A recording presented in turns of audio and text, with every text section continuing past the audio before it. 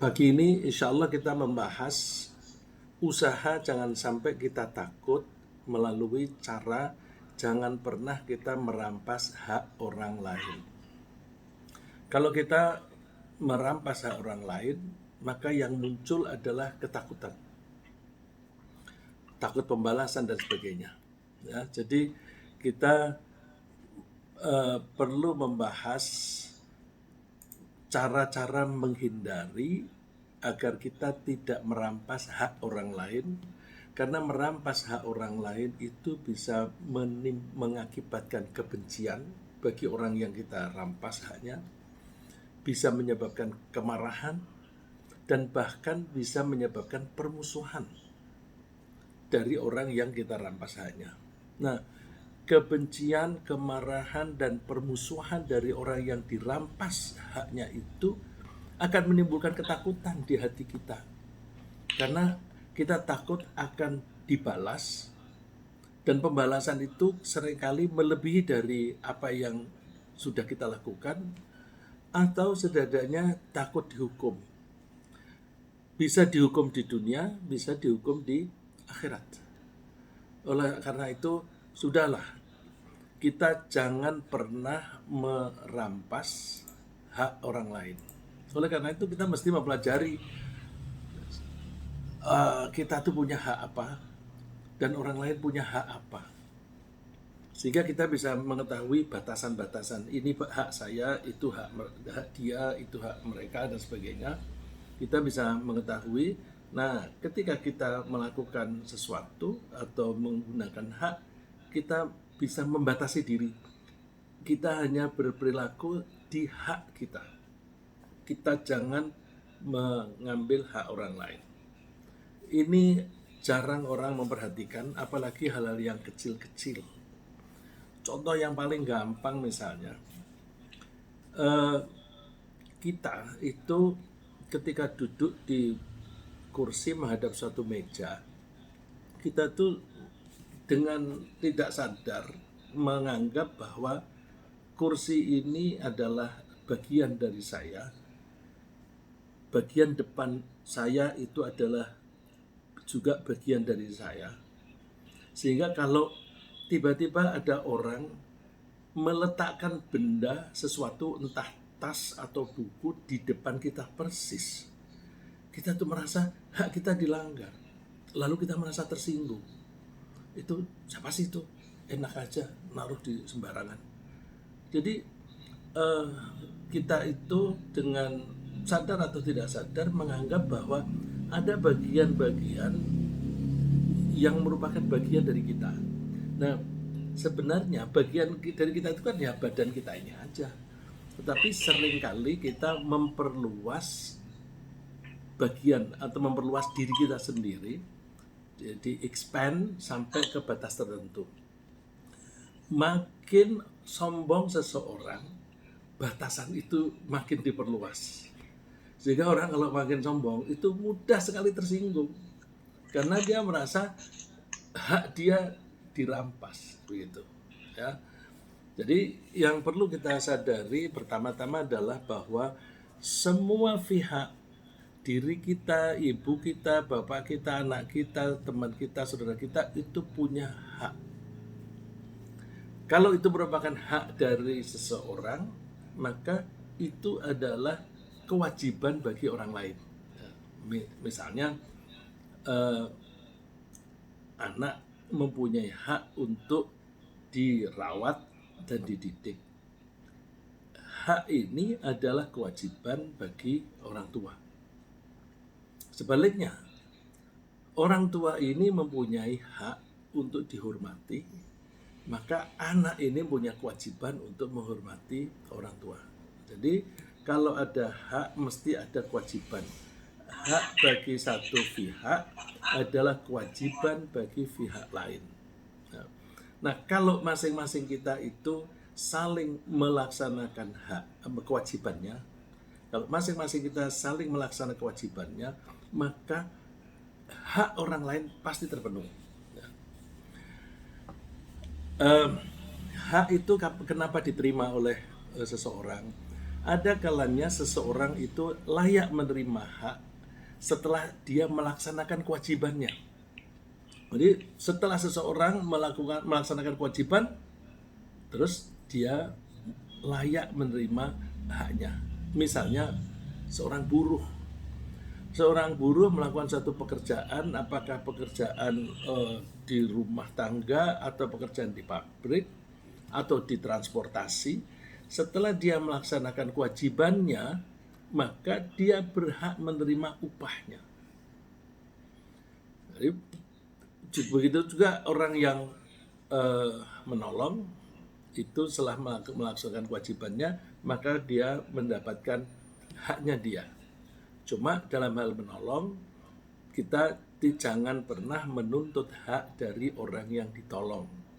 Kita mengharapkan imbalannya dari Allah saja. Ada juga hak yang bukan karena seseorang itu menyelesaikan pekerjaan. Dia tidak berbuat apa-apa, tetapi dia punya hak.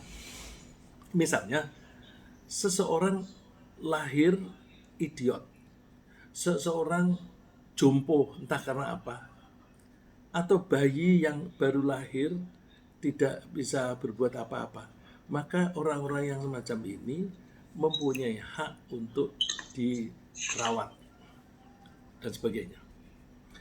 Bahkan ada hak itu ada pada diri kita sendiri dan kewajibannya juga ada pada diri kita sendiri. Misalnya, saya lapar. Karena saya lapar, maka perut saya mempunyai hak untuk diisi. Yang mengisi siapa? Saya sendiri. Jadi kadang-kadang hak itu ada di dalam diri seseorang sekaligus kewajibannya di situ. Nah, ini ada cerita pada zaman Rasulullah SAW, ada dua orang yang dipersaudarakan.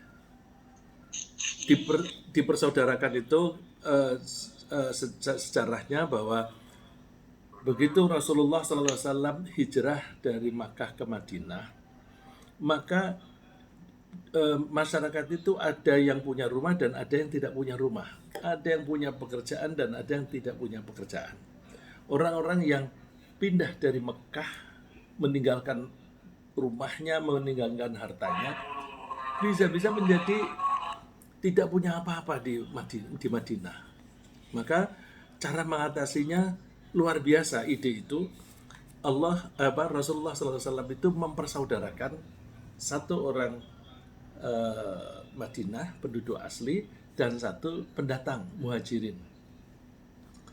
Lalu mereka ketika bersaudara itu dulu belum ada hukum waris, maka mereka bisa saling mewarisi. Tentu setelah turun hukum waris itu tidak berlaku lagi. Tapi persaudaraan itu sampai sejauh itu. Dan karena itu seperti kakak beradik, maka ya kalau yang satu makan, yang lain juga mesti makan. Jadi tidak akan membiarkan yang lainnya itu kelaparan. Di antara pendatang itu umumnya pendatang dari Makkah. Tapi ada pendatang yang di luar Mekah, dari luar Madinah, yaitu Salman Al-Farisi. Salman Al-Farisi itu anaknya pendeta agama Majusi yang menyembah api. Lalu dia tidak puas kok api disembah, padahal dia tidak bisa berbuat apa-apa. Lalu dia meninggalkan rumahnya untuk mencari Tuhan. Di perjalanan dia melihat ada gereja, dia lalu minta izin tinggal di gereja karena dia ingin belajar dengan cepat dari pimpinan gereja. Setelah dia nginep di situ bermalam-malam, dia melihat suatu saat pendetanya itu menanam duitnya. Duit zaman itu kan emas dan perak, yang kalau ditaruh di tanah itu tidak hancur. Nah, pendetanya itu menyimpan harta atau menyimpan uang-uang itu di dalam tanah untuk kepentingan pribadi. Nah, Salman nggak bisa menerima. Ini agama kok seperti ini. Agama kok kepentingannya duit. Lalu dia pergi dari gereja itu mencari Tuhan. Di perjalanan dia ditipu oleh orang. Dia ngobrol, ada orang yang sedang istirahat duduk-duduk, dia nimbrung terus ngobrol.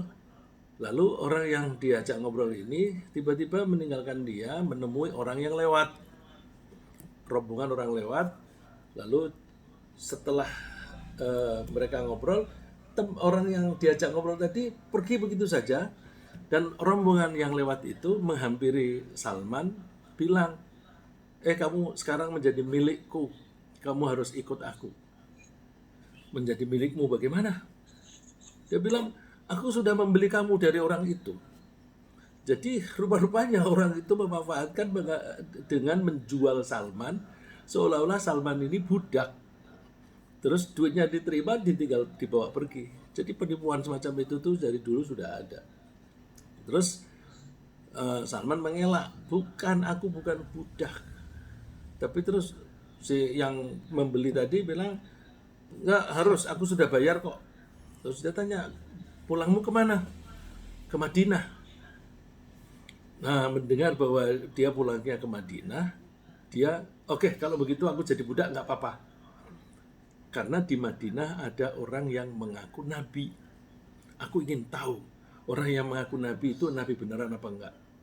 Terus dia rela menjadi budak, ikut ke Madinah. Sampai di Madinah, dia mengamati perilaku nabi, ya orang yang mengaku nabi tadi. Suatu saat ada seseorang Muslim yang meninggal. Terus dia memperhitungkan bahwa nabi itu pasti ikut mengubur. Aku mau datang ke sana, mau melihat tanda-tanda kenabian itu. Di bagian belakang Rasulullah itu ada tanda dari lahir. Tanda lahir yang semacam segitiga dan ada tulisannya Arab gitu. Jadi bukan kayak kalau kita tuh seperti belentong hitam gitu, dot hitam. Ini tanda bahwa dia nabi, ada tulisannya. Nah, dia ingin tahu. Rupa-rupanya Rasulullah paham. Lalu Rasulullah turun di kuburan itu, membuat gerakan supaya tanda itu kelihatan dari atas. Pakaian zaman dulu itu kan longgar gitu ya. Terus Salman melihat, oh benar ada tandanya itu. Lalu dia mengucapkan syahadat. Nah, ketika dia menjadi Islam, dia tetap statusnya budak yang kena tipu. Terus Rasulullah menganjurkan pada para sahabat untuk memberikan sedekah atau zakatnya kepada Salman supaya Salman bisa merdeka. Akhirnya Salman merdeka. Dan orang ini karena cerdas ya, karena dia mencari Tuhan itu kan berarti dia cerdas. Dia banyak andilnya di dalam Islam. Misalnya kalau ada musyawarah begitu, dia punya ide-ide yang tidak lazim untuk orang yang lain. Misalnya waktu orang Mekah mengerahkan tentara yang banyak sekali menyerbu ke Madinah di perang Khandaq, perang Parit. Sebelum itu kan sudah didengar bahwa Mekah akan menyerbu. Rasulullah berunding bagaimana cara kita mempertahankan diri. Ada yang mengusulkan kita sambut di luar. Kita disambut di luar karena jumlah mereka banyak, bisa-bisa mereka sebagian muter. Lalu ada yang menyerbu dari depan, ada yang menyerbu dari belakang. Terus ada yang mengusulkan, kalau begitu kita bertahan di dalam kota saja. Itu ditolak. Karena kalau di dalam kota, nanti musuh otomatis langsung masuk kota dan mereka menghancurkan kota itu. Rumah-rumah dibakar dan sebagainya. Kalaupun menang, tetap hancur kotanya. Terus Salman usul, kita bikin benteng saja. Nah, karena nggak punya duit, nggak punya kekayaan, nggak bisa bikin benteng seperti tembok Cina itu, tapi bikin parit.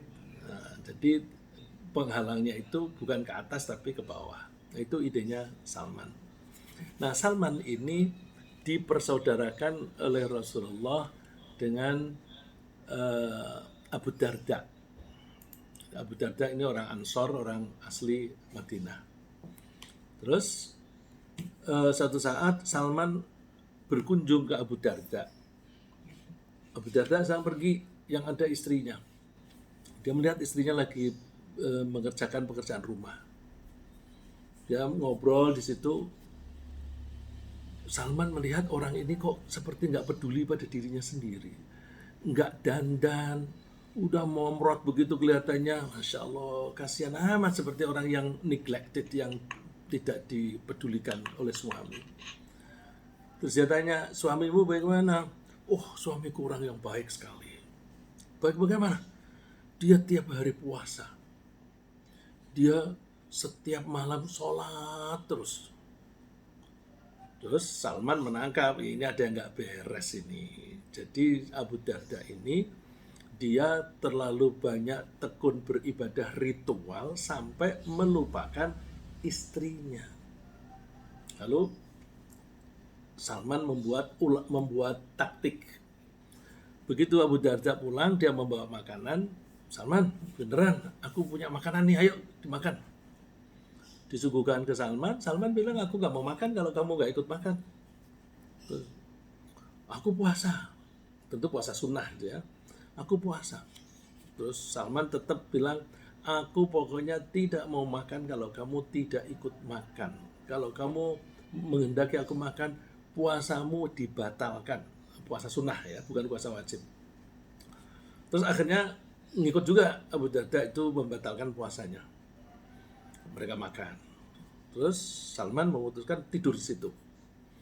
Tidur itu tidurnya tidak di kamar, tidurnya di tempat musolanya rumah itu. Lalu Salman tiduran, Abu Darda mau sholat. Oleh Salman ditarik, temenin aku tidur. Lalu terus Abu Darda tidak jadi sholat, terus ngobrol terus Salman diem, dikira sudah tidur. Abu Darda berdiri lagi mau sholat. Begitu mau sholat ditarik lagi oleh Salman. Begitu sampai lewat tengah malam ya. Lalu sampai akhirnya Abu Darda sendiri betul-betul ngantuk, tidur. Nah, terus tidak lama kemudian Salman membangunkan Abu Darda. Abu Darda, ayo sekarang bangun sholat. Jadi sholatnya itu bagian akhir dari malam. Terus mereka sholat. Terus Salman menasehati. Nasihatnya gini. Ini yang ada di PowerPoint itu ya. Inna li rabbika alaika haqqa wa li nafsika alaika haqqa wa li ahlika alaika haqqa fa'ati kulladhi haqqin haqqa. Abu Darda, semua pihak itu punya hak. Tuhanmu punya hak yang kamu harus penuhi. Dirimu sendiri juga punya hak yang harus kamu penuhi. Tidak dijabarkan di sini. Antara lain misalnya, kan badan kita itu perlu sehat. Badan kita punya hak untuk dijaga kesehatannya. Maka kita harus memenuhi hak badan kita. Kalau badan kita butuh istirahat, kita istirahatkan. Kalau kita butuh makan, kita makan, kita kasih makan. Karena badan kita juga punya hak yang kewajibannya juga pada diri kita sendiri. Wali ahlika alaika haqqa. Keluargamu, istrimu itu juga punya hak. Jadi kalau misalnya saya tambahi ilustrasinya, ini ilustrasi dari saya. Istrimu itu perlu ditemani tidur. Jadi kamu jangan lalu terus mentang-mentang beribadah, rajin beribadah, sholat, terus sampai istrimu tidak kamu gubris. Dia punya hak untuk kamu beri perhatian. Kebutuhan dia apa, perlu kamu beri perhatian. Fa'ati kulladhi haqqin haqqah. Maka berikanlah hak kepada pemiliknya, siapapun itu. Lalu setelah sholat subuh, Abu Darda, aku mau lapor Rasulullah. Salman diajak, dilaporkan Rasulullah, Salman kelakuannya begini, semua diceritakan. Terus dia bilang seperti tadi, Inna li rabbika 'alaika haqqan wa li nafsika 'alaika haqqan wa li ahlika 'alaika haqqan fa'ati kulli dzi haqqin haqqah. Dia mengatakan, menasihati aku begitu. Bagaimana Rasulullah? Rasulullah jawabannya, Shadaqa Salman. Salman benar. Nah, jadi kalau begitu, kalau sudah dibenarkan oleh Rasulullah, maka statement dari Salman itu kita bisa anggap bahwa itu juga dari Rasulullah Sallallahu Alaihi Wasallam. Maka itu harus kita pegang bahwa kita tidak boleh egois, tidak boleh hanya memperhatikan kepentingan kita sendiri, termasuk kepentingan kepingin masuk surga. Kita kepingin masuk surga, jangan hanya masuk surga sendiri, bersama-sama. Dan orang lain itu, misalnya, untuk bisa masuk surga itu kan butuh keluarga yang harmonis. Kalau keluarga tidak harmonis, sulit bisa masuk surga. Ya, kalau keluarga tidak harmonis misalnya, ini untung istrinya Abu Darda itu orang baik. Kalau ada suami yang tidak mempedulikan istrinya semacam itu, maka istrinya itu kan bisa minta cerai atau selingkuh begitu. Kan menjadi keluarganya tidak harmonis. Atau misalnya membalas, karena si suaminya tidak pernah peduli, satu saat ketika dia butuh nabrak-nabrak begitu, istrinya enggak mau, kelimpungan dari suami. Jadi keluarganya menjadi tidak harmonis, akhirnya ada pelanggaran-pelanggaran yang dilakukan oleh pihak yang lain itu. Ya. Dengan demikian, bila semua orang bersedia melaksanakan kewajibannya untuk memenuhi hak orang lain, maka akan terjadi keseimbangan dan keharmonisan dalam pergaulan.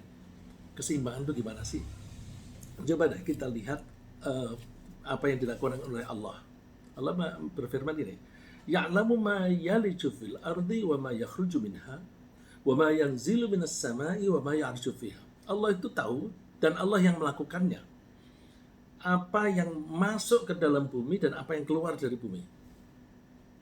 Apa yang masuk ke dalam langit dan apa yang turun dari langit. Itu kalau kita pelajari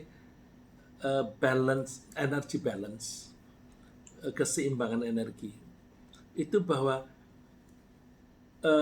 energi yang berupa cahaya dari matahari yang masuk ke dalam atmosfer bumi, jumlah yang masuk dan jumlah yang keluar itu akan sama, akan selalu sama, persis sama. Jadi kalau Allah memberi sesuatu kepada satu makhluk, nanti makhluk itu mesti mengeluarkan kembali. Bumi juga begitu. Energi yang masuk ke dalam bumi itu nanti dikeluarkan lagi. Jumlah energi yang masuk dan jumlah energi yang keluar itu pasti sama.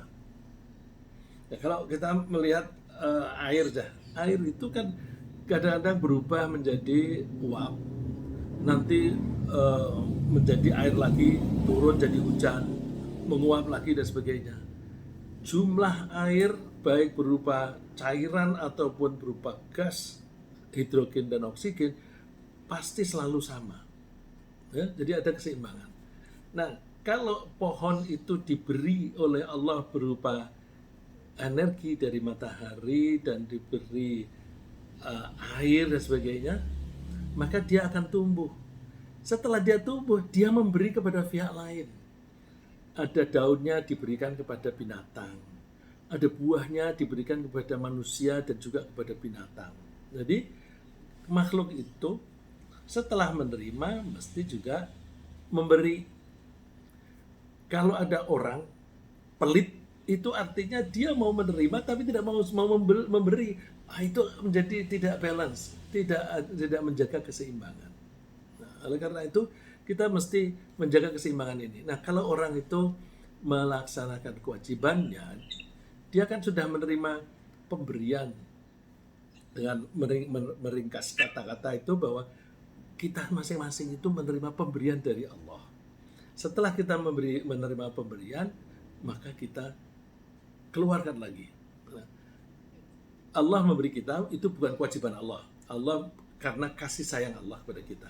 Setelah kita menerima, terus Anggaplah ini seolah-olah hak kita, kemudian kita keluarkan kewajiban kita. Ya. Sebaliknya bila seseorang tidak melaksanakan kewajibannya untuk memenuhi hak orang lain, berarti dia telah merampas hak orang lain tersebut. Orang yang haknya dirampas biasanya memberi respon negatif kepada orang yang merampasnya. Respon negatif itu bisa berupa kebencian dan permusuhan yang sering diikuti dengan pertikaian atau bahkan pembunuhan. Itulah sebabnya tindakan melanggar atau merampas hak orang lain yang dalam bahasa Arab itu disebut i'tada, ya. Melanggar hak orang lain itu disebut i'tada, orangnya disebut mu'tadin, ya. Innallaha la yuhibbul mu'tadin. Allah tidak suka kepada orang yang melanggar hak orang lain. Akar kata i'tada itu sama dengan aduun, yang artinya musuh. Jadi orang yang mengambil hak orang lain itu sama dengan memanggil permusuhan.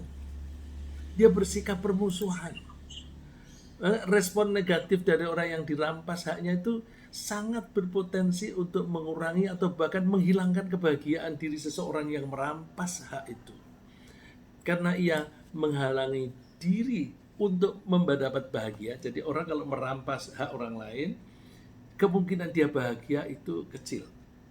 Jadi, padahal diri kita itu juga mempunyai hak untuk bahagia. Karena ada orang, saya merampas hak orang lain, itu akan menyebabkan hak saya bahagia itu menjadi hilang atau berkurang. Karena saya mengurangi atau menghilangkan hak saya untuk bahagia, maka berarti saya menganiaya diri sendiri. Orang yang menganiaya diri sendiri disebut zalim. Ya. Jadi zalim itu menganiaya diri sendiri, tapi dimulai dengan pekerjaan merampas hak orang lain. Kok bisa merampas hak orang lain itu kok bisa disebut zalim, menganiaya diri sendiri? Iya, karena dia telah merampas hak dirinya sendiri untuk bahagia dan hak dirinya sendiri untuk masuk surga. Itu kan orang yang merampas hak orang lain sama dengan menghalangi diri sendiri untuk masuk surga. Mari kita bahas contoh yang sehari-hari, ya, yang sederhana-sederhana. Wanita yang dicerai itu tetap memiliki hak untuk memegang mas kawin yang diberikan oleh suaminya dulu waktu nikah. Jadi ketika akad nikah itu kan suami diwajibkan memberi mahar. Di Indonesia ini yang aneh, orang Arab heran di Indonesia itu mas kawin itu begitu murahnya, seperangkat sholat itu udah cukup. Dulu zaman Rasulullah itu mas kawin itu ya tergantung kemampuan orang. Misalnya ada yang waktu itu hadisnya ada seorang wanita itu diberi mas kawin berupa tanah, terus si suami menghendaki tanah itu diminta kembali, nggak bisa. Wanita ketika menerima mas kawin dari suami, mas kawin itu 100% milik wanita itu, tidak boleh diminta kembali. Allah melarang itu, misalnya di surat Al-Baqarah ayat 229, at-talaqu marratani fa imsakum bima'rufin aw tasrihum bi ihsan. Perceraian hanya boleh 2 kali. Artinya perceraian yang bisa diulangi kembali, suaminya itu kembali menjadi suami lagi kepada istrinya. Yang boleh rujuk, ya, yang boleh rujuk itu atau kembali lagi itu 2 kali. Setelah itu kalau terjadi perceraian yang ketiga, maka harus dilepaskan dengan baik. Nah, kalau baru 2 kali, hati-hati jangan sampai ketiga. Jaga dengan baik, jangan sampai terjadi perceraian lagi. Atau kalau kamu memang nggak cocok atau karena suatu hal, boleh cerai, tapi mesti bi ihsan, dengan cara yang baik. Wala yahillu lakum an ta'khudhu mimma ataitumuhunna syai'a. Kamu suami tidak boleh mengambil bagian apapun dari mahar yang sudah kamu berikan. Jadi kalau begitu wanita punya hak. Kalau ada suami mengambil mengambil atau meminta bagian dari mas kawin, maka itu berarti merampas haknya. Bukti bahwa kata itu dia sebut merampas, kelanjutan dari ayat itu adalah tilka hududullah. Itulah batasan-batasan yang dibuat oleh Allah. Hudud itu dari kata haddun, artinya batasan, jamaknya hudud. Kalau di Malaysia kata had itu diadopsi untuk menyebutkan PT. Kalau kita bilang PT itu perseroan terbatas, mereka bilangnya persekutuan berhad. Kita suka bilangnya berhad. Berhad, had itu batasan. Jadi ketentuan Allah bahwa jangan kamu minta kembali, ketentuan itu adalah batasan dari Allah. Tapi sering untuk memudahkan pembaca barangkali penerjemah mengartikannya itu hukum Allah. Itulah hukum Allah. Padahal arti letternya hudud itu batasan. Batasan yang kamu tidak boleh melanggar. Wa may yata'adda hududallah, siapapun yang melanggar batasan-batasan yang dibuat oleh Allah, faulaika humudz zalimun, maka mereka itu adalah orang-orang yang zalim. Nah, ini yang saya katakan tadi. Jadi begitu ada seseorang melampaui batas haknya, mengambil hak orang lain, maka dia sama dengan menganiaya diri sendiri, karena dia tidak memberi hak dirinya sendiri untuk selamat dari neraka dan untuk masuk surga. Contoh lagi, masih suami istri. Hak istri untuk memperoleh nafkah secara penuh dari suami. Jadi kewajiban suami itu memberi nafkah kepada istrinya penuh. Allah menyebutnya ar-rijalu qawwamuna 'alan nisa. Ini sayang terjemahannya itu disebut pemimpin. Padahal seharusnya qawamun itu dari kata qama artinya berdiri. Jadi suami, ar-rijal ini artinya laki-laki dalam kedudukannya sebagai suami. Tapi masih ingat dulu tahun 2009 ada kampanye presiden mengutip ayat ini, dianggap yang boleh menjadi presiden hanya laki-laki karena waktu itu ada calon perempuan. Yang ngutip ayat ini, tapi ngutipnya salah. Ar-rijalu qawwamun 'alan nisa, ini laki-laki dalam kedudukannya sebagai suami atas perempuan. Dia belokkan ke kepemimpinan negara dan dia bohong, karena begitu presidennya yang laki-laki itu lengser, di-impeach, wakil presiden naik, wakil presidennya perempuan. Orang yang ketika kampanye bilang tidak boleh dipimpin oleh presiden wanita, dia menjadi wakil presidennya. Wah, ini berarti melintir ayat Al-Quran. Ya. Jadi ar-rijalu qawwamun 'alan nisa, para suami itu mereka harus mandiri dan bisa membuat wanita mandiri. Jadi bisa membuat wanita berdaya. Bima faddalallahu ba'dahum 'ala ba'd, dengan menggunakan karunia Allah yang telah Allah berikan kepada laki-laki atau kepada suami. Wa bima anfaqu min amwalihim, dan dikarenakan mereka menjadi bisa menegakkan dengan apa yang mereka berikan kepada istri tadi. Nah, seringkali kita temui saat zaman sekarang ini, suami tidak memberi nafkah kepada istri secara penuh dan menganjurkan istrinya untuk bekerja mencari penghasilan untuk kebutuhan rumah tangga. Akibatnya counterproductive, yaitu anak-anak mereka kurang memperoleh perhatian dan kasih sayang dari orang tua, kurang memperoleh pengarahan untuk menjadi manusia yang baik, dan seringkali mereka mencari kompensasi kasih sayang dari luar rumah. Mencari kasih sayang itu, kalau anak-anak itu kentara sekali. Misalnya orang tua yang kepengen anaknya itu tidak banyak ngomong, kasih duit banyak. Jadi sekolah kasih uang saku banyak. Terus anak itu menggunakan uang saku itu untuk membeli kasih sayang dari pihak lain. Caranya gimana? Dia suka mentraktir temennya. Dengan dia mentraktir, maka dia akan disukai oleh teman-temannya. Dia mencari kompensasi kasih sayang yang hilang dari orang tuanya, diganti dengan uang, uangnya dipakai untuk mencari kasih sayang dari luar, yaitu teman-temannya. Ya. Dan seringkali anak-anak itu menjadi nakal atau terbelakang belajarnya itu kalau dirunut ujung-ujungnya karena kurang kasih sayang dari orang tua, kurang perhatian dari orang tua. Jadi kalau ada suami yang merampas hak istri, istri punya hak untuk mendapatkan nafkah 100%. Kok dikurangi? Dia sebenarnya sedang merebut hak atau merampas hak istrinya. Terus akibatnya apa? Ketika anak sudah terlanjur nakal, orang tua yang kaya karena dua-duanya bekerja, itu hartanya meskipun banyak tidak bisa menolong atau tidak bisa mengubah kenakalan anak itu. Gak bisa ditebus. Apalagi kalau anak itu sudah terlanjur mengonsumsi obat terlarang. Kadang-kadang istri yang berpenghasilan lebih besar, jadi karena suaminya itu menyuruh istrinya bekerja juga, kadang-kadang karir istrinya lebih cepat majunya dibanding suami.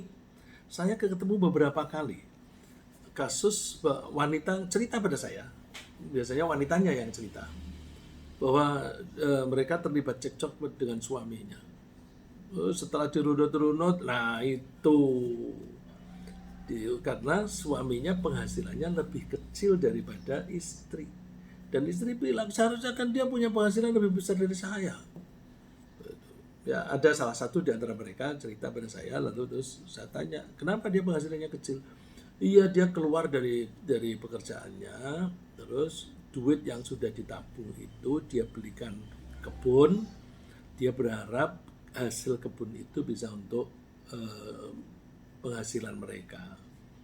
Dan saya bilang, loh kalau kamu sudah setuju seperti itu kan dia beralih dari satu profesi ke entrepreneurship. Gak ada orang yang berpindah ke pekerjaan baru lalu penghasilannya langsung tinggi, gak ada, mesti merintis dulu. Nah itu akibatnya lalu sering terjadi percekcokan.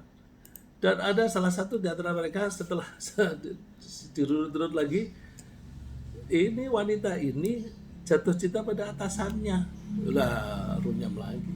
Karena si atasannya melihat bahwa wah wanita ini pinter, cantik, dan punya penghasilan. Makanya udahlah, penuhi kewajiban suami kepada istri. Nah kalau istri sudah menerima haknya semacam itu, maka istri punya kewajiban balik terhadap suaminya. Suaminya punya hak, yaitu kelanjutan dari ayat itu. Fassalihatu qanitatun hafizatun lil ghaibi bima hafizallah.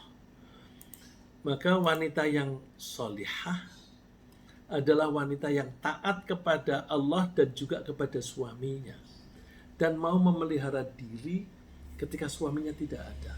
Jadi wanita itu mesti jaga diri, jangan lalu terus misalnya membiarkan orang laki-laki lain masuk rumah. Masuk saja tidak boleh, ya, apalagi sampai berlama-lama di rumah, nggak boleh. Oleh karena Allah telah memelihara mereka. Wanita-wanita yang kamu khawatirkan nusyuznya, ini bahkan, jadi kalau wanita itu dikhawatirkan nusyuz, maka nasihatilah mereka dan pisahkanlah mereka di tempat tidur dan pukullah mereka. Tapi memukul di sini adalah mukul yang tidak membuat cedera. Ini artinya suami mempunyai hak untuk dihormati, untuk dilayani. Tidak boleh wanita menolak. Banyak wanita yang terpaksa bekerja, akibatnya capek ketika malam, lalu ketika suaminya minta ditemani, dia tidak sanggup karena kecapean. Aku capek. Nah nanti akan ada dulu ada RUU sudah disahkan apa belum itu, bahwa suami tidak boleh memperkosa istri. Masya Allah. Jadi hukum Islam itu suka diserang dari berbagai sudut. Ada hak istri, padahal istri itu disuruh melayani suami karena suami diwajibkan memberi nafkah penuh. Ya. Jadi setelah istri itu menerima nafkah dan perlakuan baik dari suami, istri berkewajiban taat kepada Allah dan suami, berkewajiban menjaga kehormatan dirinya, serta berkewajiban menuruti permintaan suaminya ketika ia membutuhkannya. Menuruti permintaan suami sangat penting untuk keharmonisan rumah tangga. Bila istri tidak melaksanakan kewajiban ini, berarti dia telah merampas hak suami. Dan ini bisa mendorong suami untuk mencari wanita lain. Apakah mencari wanita lain itu dengan cara yang halal atau dengan cara yang haram? Meskipun dengan cara yang halal itu seringkali menggoyahkan rumah tangga. Nah, hal ini berpotensi untuk menghancurkan kehidupan keluarganya. Nah, lagi hak yang harus kita penuhi. Pembeli itu punya hak. Pembeli mempunyai hak untuk memperoleh barang dengan kualitas, takaran, atau ukuran yang telah disepakati. Allah berfirman, "Auful kaila wa la takunu minal mukhsirin." Penuhilah timbangan dan jangan kamu mengurangi yang merugikan pembeli. Wazinu bil qistasil mustaqim, dan takarlah, timbanglah dengan tepat yang pas. Wala tabkhasun nasa asya'ahum wala ta'thaw fil ardi mufsidin. Janganlah kamu merugikan manusia pada hak-haknya, dan janganlah kamu merajalela di muka bumi dengan membuat kerusakan. Jadi orang yang curang dalam bisnis itu sebenarnya merusak kehidupan, merusak tata kelola ekonomi sosial. Jadi bila hak pembeli dilanggar, maka akan terjadi kerugian-kerugian. Kerugian itu bukan hanya bagi si pembeli saja. Misalnya, pembelinya itu orang yang minta kepada penjualnya membangunkan rumah. Jadi pemborong, itu penjualnya. Jadi sekaligus jasa ya.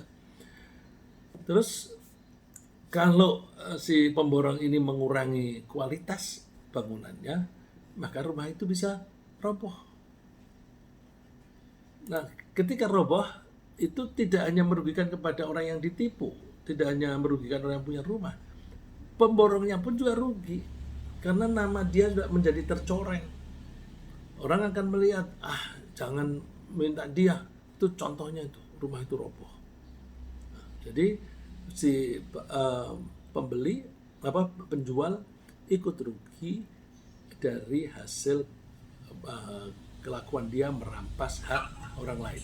Bahkan kalau gedung itu gedung tempat umum, itu robohnya bangunan itu kan bisa membuat orang mati, bisa merugikan orang lain, ya, dan seterusnya. Jadi merugikan semua pihak. Di zaman sekarang ini seringkali penjual merasa mudah atau bahkan berkecenderungan mengurangi timbangan atau kualitas barang karena harganya dibayar oleh pejabat atas nama pemerintah atau atas nama rakyat. Jadi rakyat itu membayar pajak dan sebagainya kepada pemerintah, pemerintah mengelola, lalu terus karena ada di antara rakyat ini ada yang miskin, lalu dari pajak itu ada yang dialokasikan untuk para orang yang kesulitan ekonomi, terutama dalam zaman COVID ini. Terus pembelinya rakyat tapi diwakili oleh pemerintah. Duitnya rakyat sudah diserahkan kepada pemerintah, lalu pemerintah membeli barang untuk rakyat. Jadi pemerintah atas nama rakyat sebagai pembeli. Karena yang membayar dan yang menerima berbeda, maka sulit dikontrol. Aku tadi bayarnya berapa, sekarang aku terimanya berapa. Cuma tahunya kok begini ya berasnya. Ya rupa-rupanya sudah dikurangi dari yang bayar. Yang bayar seharusnya bayar misalnya 100.000 per paket, dikurangi menjadi 70, maka si orang yang punya barang akan mengurangi timbangan atau kualitasnya. Terus yang terima nggak tahu karena ini sebenarnya harga berapa sih. Itu masih penting. Jadi ada barang yang diberikan kepada masyarakat tapi kualitasnya atau bobotnya turun. Malah ada yang sama sekali tidak diberi. Nah ini kan, Masya Allah, semacam bantuan sosial kok bisa dikorupsi, itu kan mengurangi hak pembeli. Ya, pengurangan semacam ini biasanya dilakukan dengan kerjasama antara penjual dan pembayar. Jumlah pengurangan barang dari sisi timbangan sangat bervariasi. Bisa hanya 5% atau bahkan bisa 100%. Artinya ada beberapa anggota masyarakat yang tidak menerima haknya sama sekali. Perampasan hak semacam ini bisa merugikan masyarakat sehingga mereka kekurangan bahan untuk makan. Bisa merugikan pejabatnya sehingga mereka masuk penjara. Dan bisa merugikan negara sehingga negara tidak bisa mengatasi masalah ekonomi dan sosial. Ya, karena digerogoti oleh pejabatnya sendiri. Lagi yang sederhana, kita sholat berjamaah di masjid. Imam punya hak, makmum punya hak. Imam punya hak untuk diikuti. Rasulullah mengatakan innama ju'ilal imamu liyutamma bih. Imam itu dia akan menjadi imam itu untuk diikuti. Fala takhtarifu alaih, maka kamu jangan berbeda dengan imammu itu. Contohnya, faida kabbaru fakabiru. Kalau imamnya takbir, kamu takbir. Wa idza raka'a farka'u. Ketika rukuk, kamu rukuk. Jadi jangan berselisih. Nah, perselisihan antara imam dan makmum ini bisa mengakibatkan perselisihan di umat. Misalnya, imamnya baca kunut, makmumnya nggak mau, dan sebagainya misalnya ya. Jadi ini kok suka berbeda sih antara imam dan makmum. Nah, karena suka berbeda, akhirnya orang umat Islam itu menjadi terpecah belah. Karena terpecah belah, ya mengakunya mayoritas, tetapi lemah.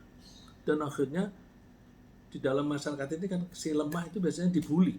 Ya. Bullying itu berlaku mulai dari anak kecil sampai orang dewasa, bukan hanya orang per orang, tetapi juga organisasi. Ya. Anak-anak itu biasanya anak yang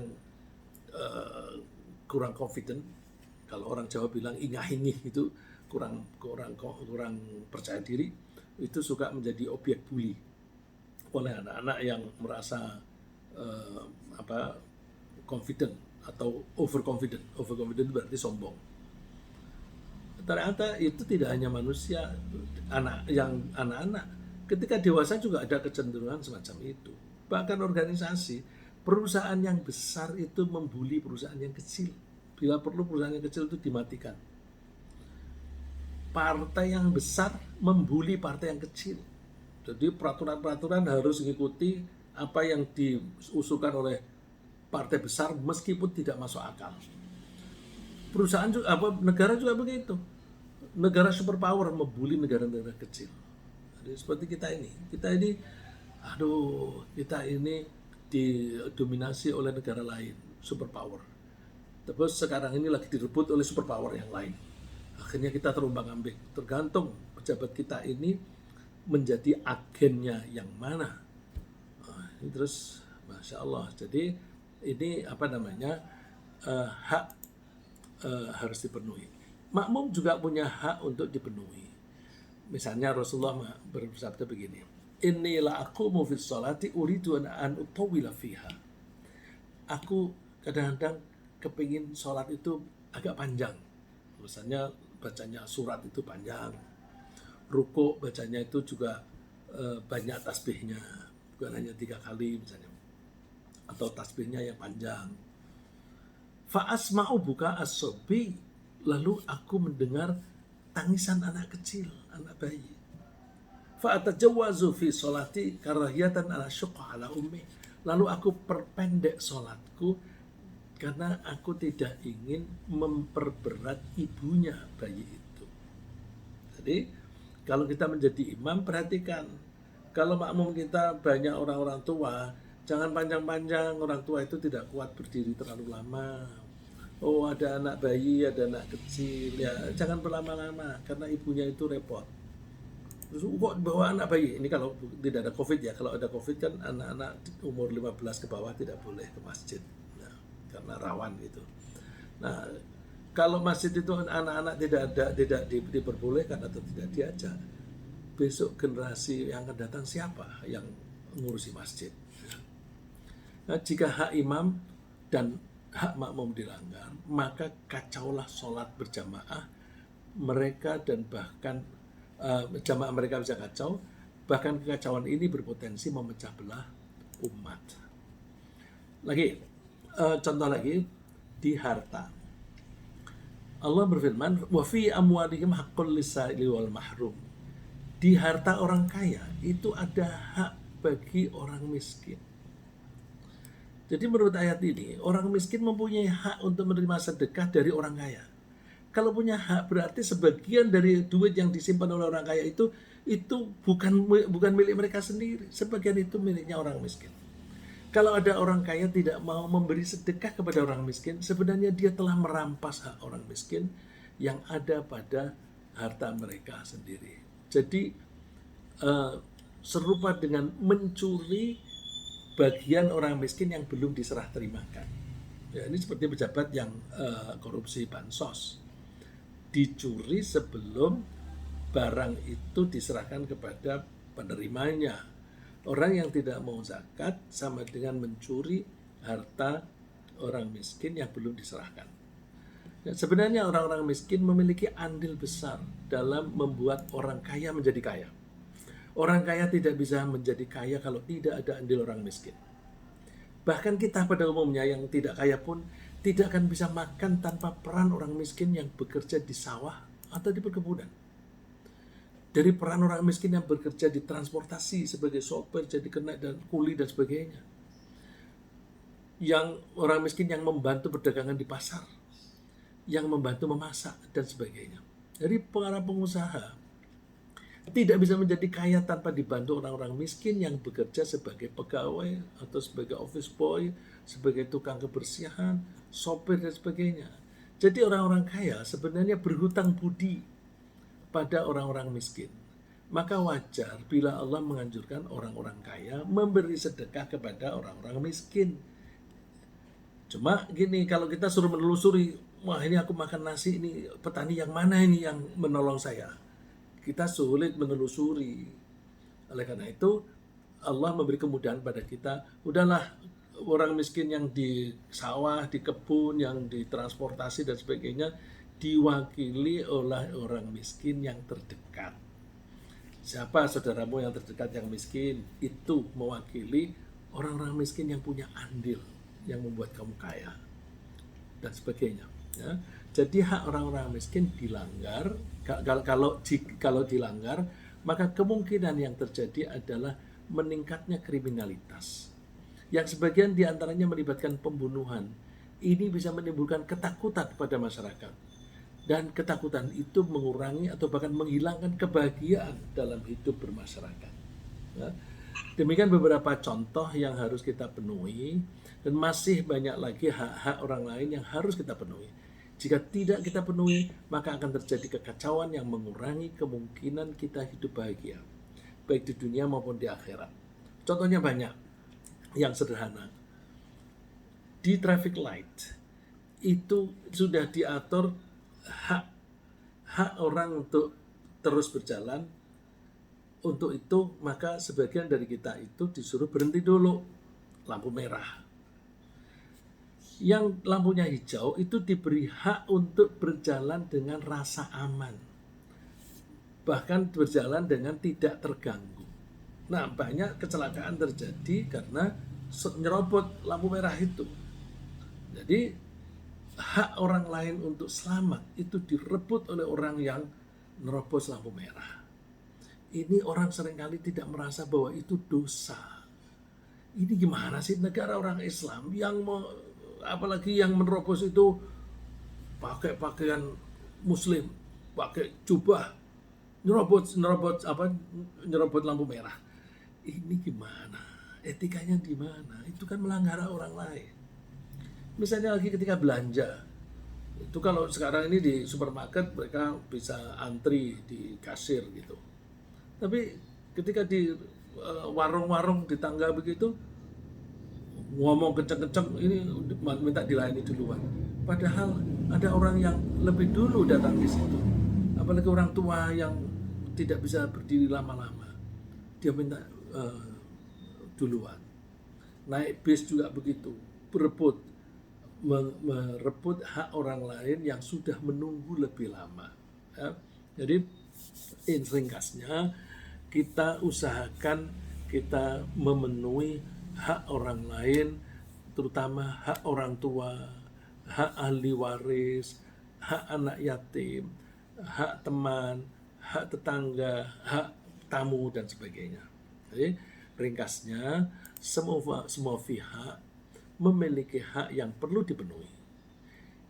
Jangan contohnya, jangan minta kembali mas kawin yang sudah diberikan kepada wanita.